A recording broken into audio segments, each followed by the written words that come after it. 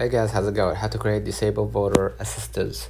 So first of all, assess the specific needs of disabled voters in your community. This can involve surveys or community meetings to understand challenges they face.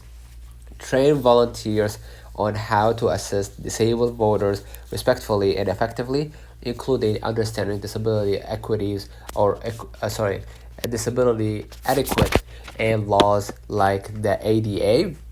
Ensure all materials, ballot instructions are available in accessible formats, large print, braille, or audio.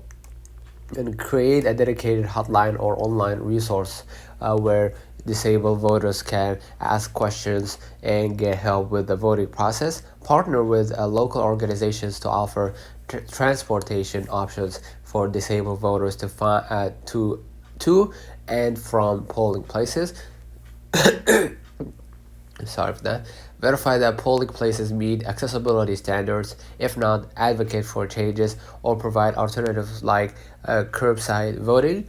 Use social media, local news, and community events to raise awareness about the assistance available for disabled voters, and after the election, collect feedback from participants to improve the program for the future elections. By focusing on accessibility and individualized support, you can create an effective assistance program that helps ensure all voters can participate in the electoral process.